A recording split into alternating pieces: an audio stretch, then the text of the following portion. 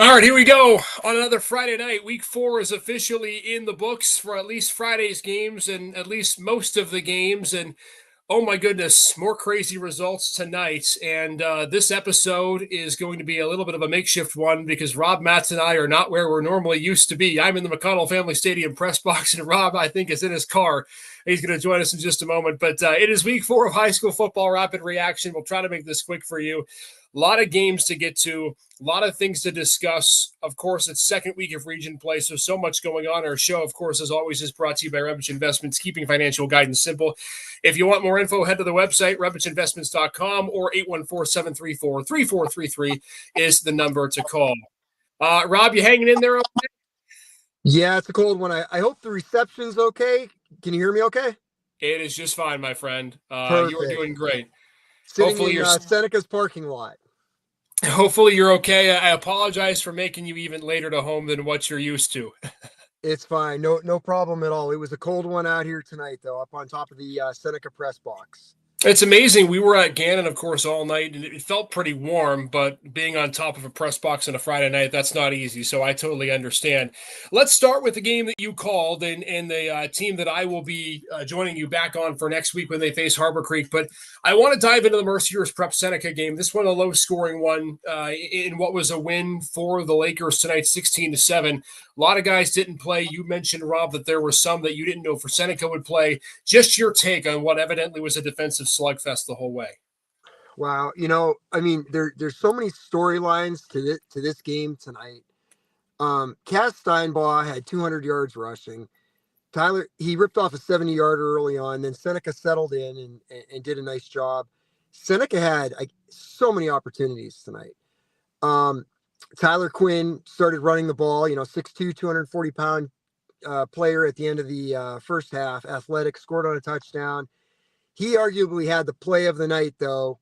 Seneca got the ball back, a couple minutes to go, and he took Zach Moats down about 5 yards in the end zone for a safety for them to go up 16-7. But, the crazy thing, Gata played in the secondary for Mercyhurst, did a phenomenal job. A lot of guys, the whole defense, we couldn't even pick a defensive player of the game. That's how well Mercyhurst played together. But here's the crazy thing. I saw Jack Corey after the game, and there's nothing to hang his head about, and he's got to be really proud of his kids. They, last week, so Rylan Harwood played a little on defense tonight, took a couple snaps of quarterback, but, he's not right there. Zach Moats, he came back from injury. He's still not there. But the big thing, Seneca has gone through so much. It's been a roller coaster ride. They started 3 offensive linemen that were freshmen tonight. Wow. And Isaac, if you could see the discrepancy in size, just kept alluding to it. It was like David versus Goliath tonight. And the way Seneca just hung in there, I mean, it was crazy. Hats off to both teams. It was a great game. I think Seneca will do really well if they get healthy. And this is a building block for Mercyhurst because, they were able to play without Vinny Feliciano and Ian Elman Sparks. And that offensive line did a really good job tonight. Well, and we talked about a lot of this on Wednesday's show, is that it would not be a full complement of players for either team. Of course, Vinny and the suspension, the injuries that Seneca had, and clearly on the offensive line, the fact that they started 3 freshmen and yet still were able to, in the trenches, compete with Mercyhurst Prep.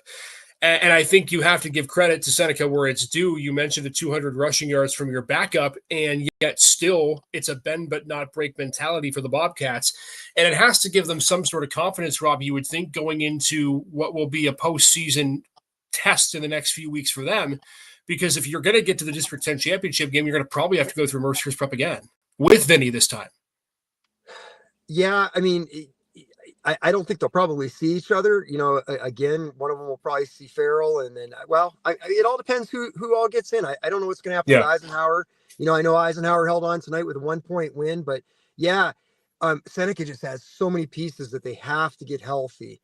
And then, Mercyhurst, we talked about it before, they're going to get at some point within probably the next few games, they're going to get freshman AJ Horton back, who probably will be their backup running back. and start in the secondary. Who's again, Jeff Root continues to pull phenomenal freshmen, year in and year out.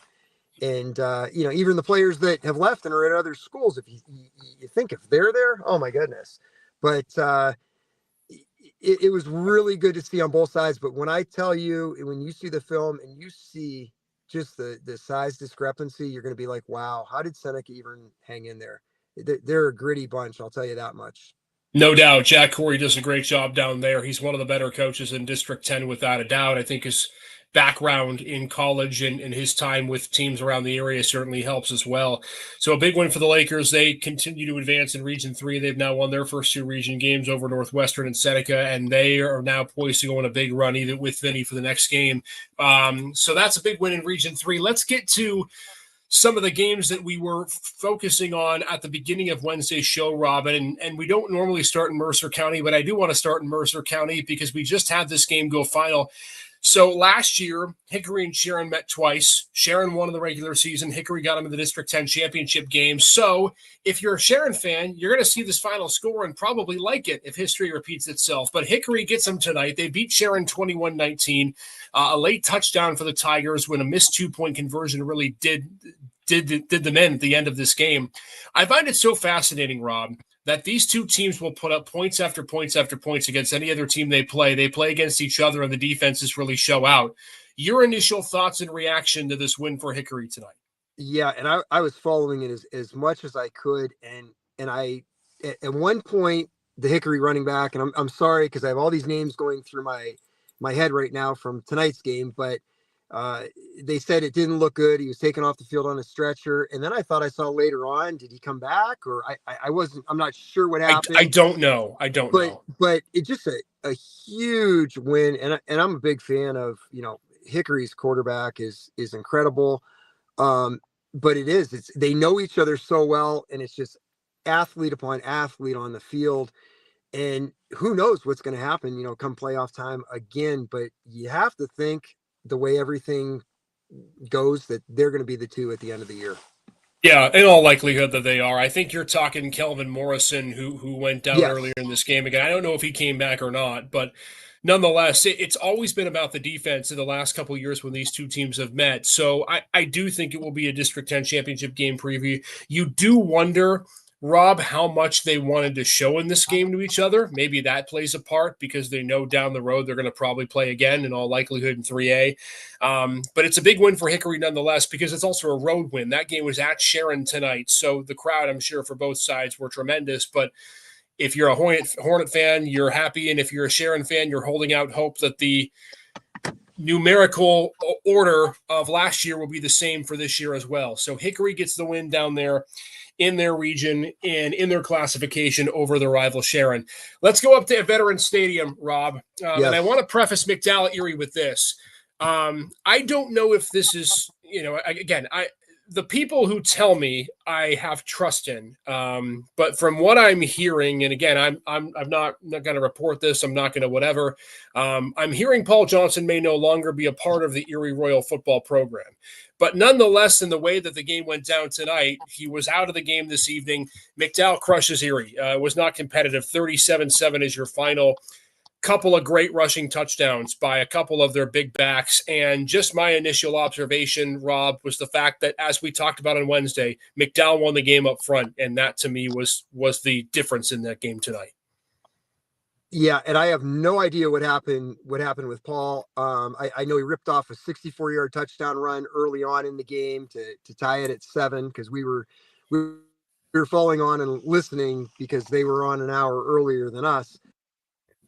Then it just seemed like, and we talked about it, McDowell, the first, their schedule's been brutal. Those first 2 games, those are high caliber teams, out of Ohio. Yeah.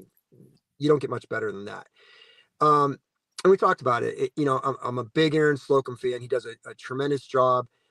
And McDowell tends to do better against certain spread teams.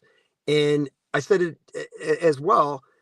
Brad Orlando, he's going to find your weakness on defense and he's going to exploit it. And I'm sure this has been they said things were a little chippy early on in the game, pregame and things like that.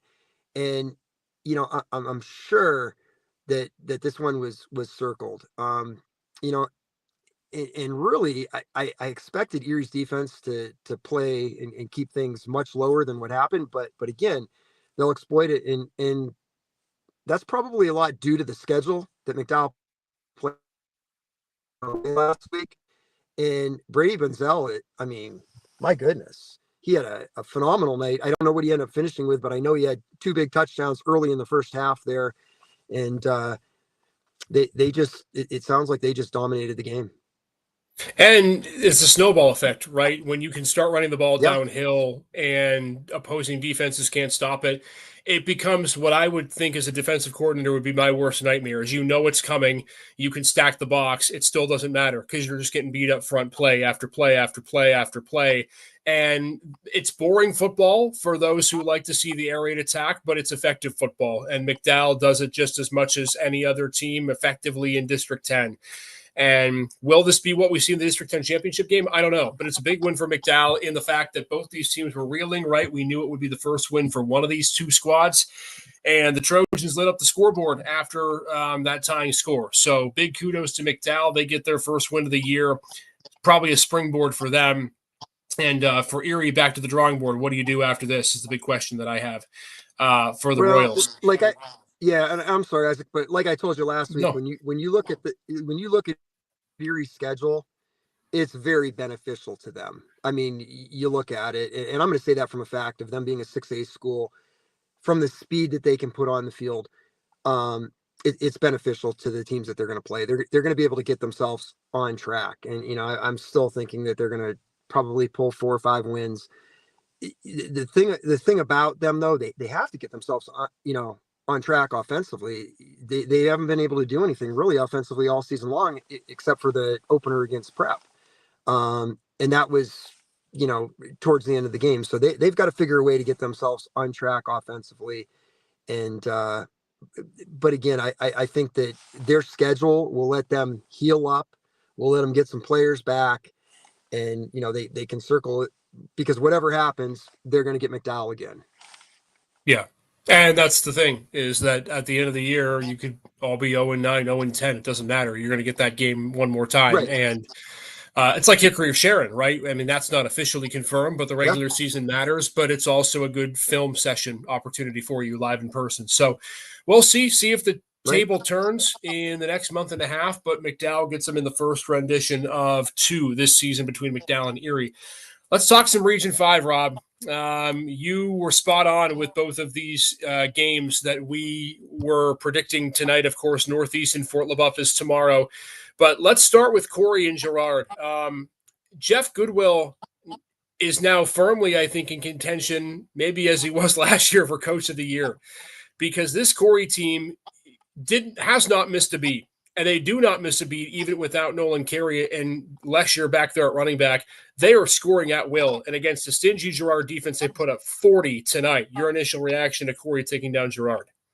Well, and here was my thinking about it. You look at their schedules, and, they played a Fort LaBeouf team that, again, I said, as an incredible junior class, loaded with talent. And, Corey played them tooth and nail. So I just felt from the aspect of been there, done that, they just had a little too much. And I know it was close early on, but I think that they were able to.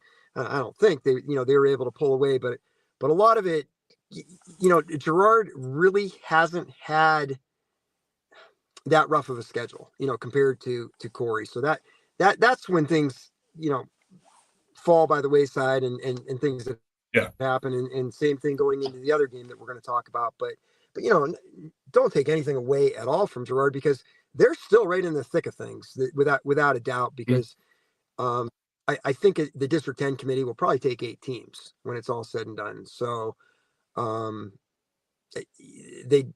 off to a great start, and great things, but Corey they're a well-oiled machine in a lot of things that they do. So, and they showed that last week by coming back and almost winning that game against LaBeouf. Yeah, and I think the air raid attack. We've been talking a lot about the running game in this episode so far, but it's the passing attack for Corey. They can get the ball to the outside. Keaton Foreseen is a monster. They have 3 or 4 guys that can make you miss in space.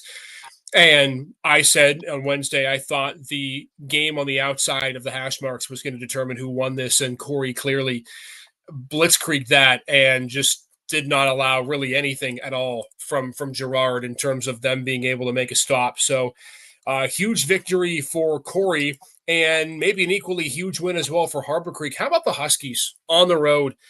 Their best offensive output of the season, clearly in a 48-7 win over Fairview. Rob, really impressive from Harbor Creek tonight. Yeah, and I'm a big John Anger fan. I think he does a really good job, and he just had a tough going with his schedule, getting anywhere. But I watched that game against Northeast probably about 3 times last week, and if it wasn't for the fumbles and the miscues, that's a different outcome. No doubt about that. And Gavin Zillman is, in my mind, one of the better players in District 10. He's at quarterback. He's a running back playing at quarterback, but he's a hard-nosed kid. And, I know Brady Powers, a sophomore, had a pick 6 tonight. Vaught, the tight end, is really good. They have a couple junior guards, one of them Anger's son. They do a really nice job as far as they want to be a tough team. They want to be a physical team.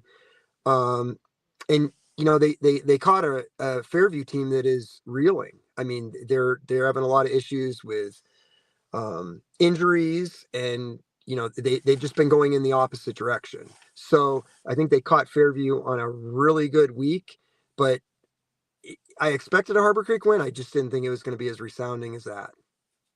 Wild thing, Rob, after tomorrow night is that there's going to be just one team in Region 5 that's still unbeaten. You'll have 4 teams that will be 1-1 because Northeast and Fort LaBeouf play each other tomorrow. And that begs the question, and I want to ask you this because I asked you last week, where does Region 5 shake out? Fort LaBeouf, I think you still probably think is the favorite. We both think they'll probably win tomorrow night, although Northeast has been very stingy and they are tough on the road. What do you make of it now, given that it's going to be a logjam at second with one of 2 teams, Northeast or LaBeouf, at 2-0? Yeah, I mean, again, I've been on the Northeast train. Again, their class last year, that sophomore group, I've just been high on them. And then coming into this year, they did get knocked around by Farrell, but there's a lot of teams that are going to get knocked around by Farrell. So until somebody knocks them off, I have to see it. And again, just their style of play. And I'm a big Dominic Walters fan, and we talked about it. The other one that came on last week was Xavier Blows. I mean, he did a great job. I think Coach Blouse does a really nice job out there with a mixture of offense that he does, and I think Rich Kolash does a great job on defense. And I got to give a shout out to my guy Nico Kolash, Rich's son, great kid, who was a Make-A-Wish kid, also huge baseball player. But I just think that Fort LaBeouf just has a little too much, and they're going to be at home. But again, I don't know, because Grahowski does a great job. He's going to load the box. I mean, we know he's going to load that box, and you're going to see 7-8 men, within 3 yards of the line of scrimmage, and he's going to make Northeast probably throw the ball. It's going to be very interesting because Crozier from Northeast is one of the best players in District 10. So Is it going to be enough? I don't know. Northeast is a physical team. LaBeouf's a physical team, so we're just going to see who's tougher tomorrow night. It'll be fascinating with a lot of these teams after this week having a non-region week in week number 5, and then you get back into it. So it is a huge game for both of these teams. Northeast would be a statement win if they can beat Fort LaBeouf, and then they control their own destiny in the region, because now you look at the way that Corey handled Gerard tonight, and you're Northeast, and you look and you think to yourself, all right, maybe Corey is the game that you have to worry most about near the end of the season in the region slate. So that's Region 5. Crazy stuff there. Final game I want to just quickly hit on, Rob. GM won big tonight over Franklin. It's not really a huge surprise there. But how about Oil City in a close one, in a defensive game beating Meadville? I think that this is probably going to be the semifinal game in 4A to face GM. And I don't know whether to think that it was just great defense from Oil City, or is Meadville at that level with the Oilers? What say you? Well, it's always a huge rivalry game. I mean, one, but two, I was following that game as well, and Oil City was out 9-0, and then I saw Meadville 9-7. I'm like, oh, here they come, creeping back in, and then they go up, and I thought, okay, they're gonna probably hang on and win, and then Oil City comes back. It could be a preview of that without a doubt. GM. A couple weeks ago, we were both like, wow, Oil City. Well, GM, I think, has really gotten things together both offensively and defensively. Yeah. And not that Franklin has given much. I mean, I know that they lost, I believe, week 1 to a single A school in Mercer, but they're just clicking. And those are games that GM needs to have offensively, defensively, for the psyche and everything else, and to be healthy and to build upon. But I said it last week, I never count a Ray Collins team out. I just don't, because he's going to find a way to get better week in and week out. And, he almost had it tonight. But you saw what GM did to Oil City. So, you have to say at this point, they're head and shoulders above the rest of the region. And I think the theme for tonight, Rob, as we shut this down for the evening, is that a lot of the games we talked about, you may see again in postseason. We know we're going to see McDowell Erie again, Hickory Sharon. We expect that that's going to be the case. Oil City Meadville could certainly happen. You could see Mercyhurst Prep Seneca. So week 4 could be a preview of the semifinals, or in McDowell Erie's case, the final of District 10 in a lot of situations. So great stuff tonight, man. I'm going to let you get home because I know it's been a busy night for you, but get warm, and can't wait to be with you next week when Mercyhurst Prep takes on Harbor Creek. I appreciate it. It's going to be another homecoming game that the Lakers have to deal with. But hey, when you get off the air, can you give me a quick call? Sure thing. Perfect. All right, buddy. I appreciate it. All right. Rob Match joining us on the show for High School Football Rapid Reaction. Great stuff, as always, from Coach Matz. And, of course, we'll join you next week. We have a huge announcement on Monday, Rust Belt Rundown Monday night as well. Enjoy the weekend, everybody.